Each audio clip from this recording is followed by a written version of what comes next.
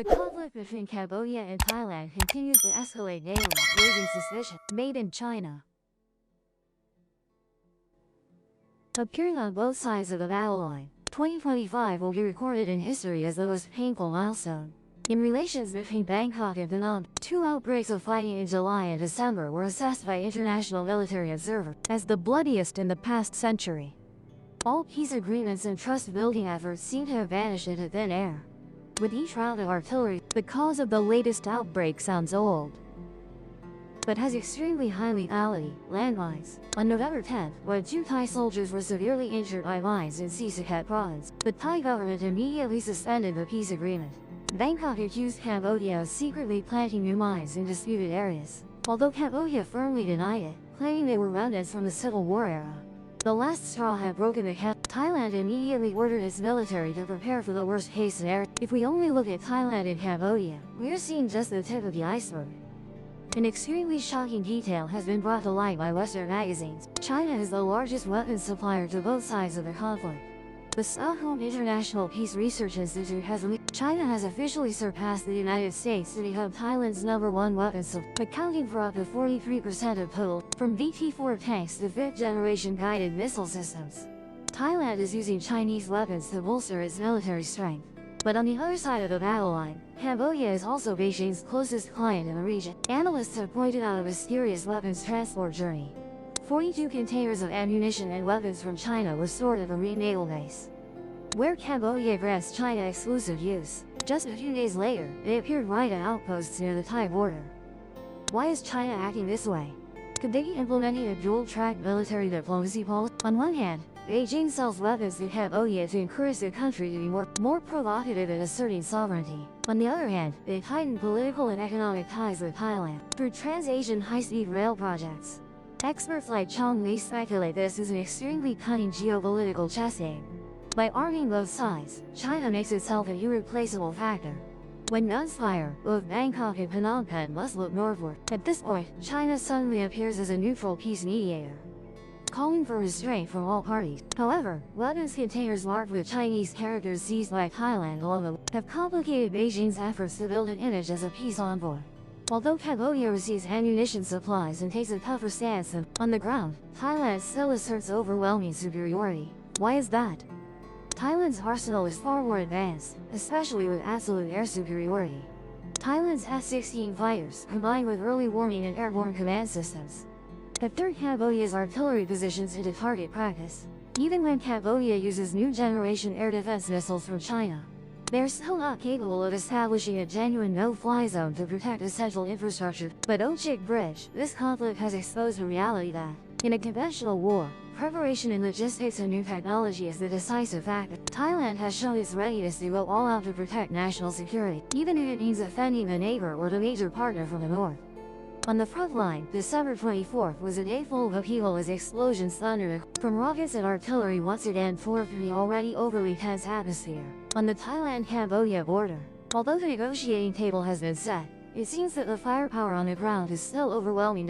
According to information from the Thai military, intense clashes have simultaneously in the strategic border provinces of Sisaket and Surin.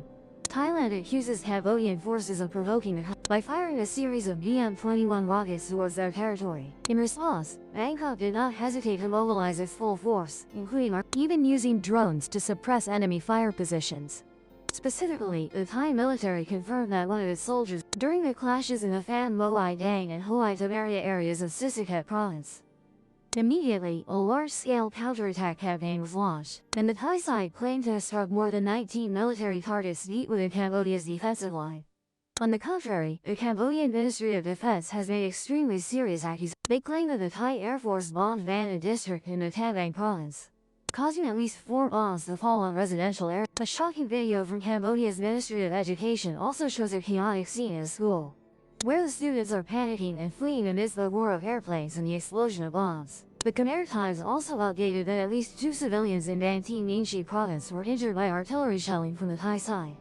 The notable point is that these artillery duels lasted only a few hours, since an important meeting between defense officials of the two countries began at the Cambodia Thailand border crossing. This is the first time the two sides have sat down since the conflict reignited on December 7. A wave of clashes has claimed the lives of more than 40 people and forced about 1 million people to flee their homes. Under pressure from the international community and ASEAN, the two sides have agreed to meet within the framework of the Joint Border Commission. However, international experts remain quite cautious about the outcome of this meeting. International reporters have offered a fairly realistic view, suggesting that the meeting is unlikely to produce a major breakthrough. They analyze that this is only a meeting at the military official level, not a place where political leaders can sign an official ceasefire order. The most feasible goal at this moment is to stabilize the situation, keep communication channels from being severed, and clarify on-the-ground incidents to avoid misunderstandings that can lead. All crucial decisions regarding a complete ceasefire will have to await high-level agreements from Bangkok and Phnom Penh. Under pressure from major powers such as the United States and currently the US, China, and ASEAN are all making efforts to promote a peaceful solution, but in reality, both Thailand and Cambodia remain mired in a cycle of mutual blame.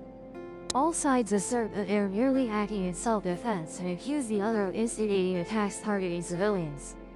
Looking back at the history of the origins of the artillery duels along this more than 800 kilometers long, originating from border disputes dating back to the colonial era, along with the fate of the ancient temples lying in ruins along the border. The ceasefire agreement brokered by the US and Malaysia in July was already fragile. Now it has completely collapsed, leaving a dangerous security vacuum.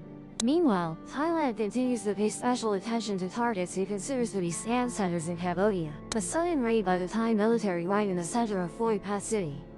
This is a campaign with specific objectives directly targeting strategic infrastructure within Cambodia. On December 22, the Burfar Special Task Force from Thailand's 1st Military suddenly attacked two buildings located in prime positions in the border city of Phoi Path, Bantamati Province. The Thai military argued that these were essentially two large-scale online scam operations. However, the main military reason they gave was that Cambodian snipers had used these high-rise buildings as strategic high points to shoot into Thai territory. Notably, Thailand's 1st military region also revealed a shocking detail. These two buildings were far from ordinary, equipped with an extremely complex anti-drone system. This system was designed to blind Thailand's aerial reconnaissance activities. Immediately after enduring intense artillery barrages from Thailand, the criminal groups inside were said to have fled the scene in disarray. On the other side of the battle line, Cambodia's Ministry of Defense, Phoi Path City along with many other key positions across Banteay Meanchey Province, had been subjected to combined artillery barrages and ground attacks lasting from early morning to afternoon on December 22. A rather tragic detail was recorded by Khmer Times. In the panic, foreigners living and working in buildings in this area hastily hung their national flags on the rooftops.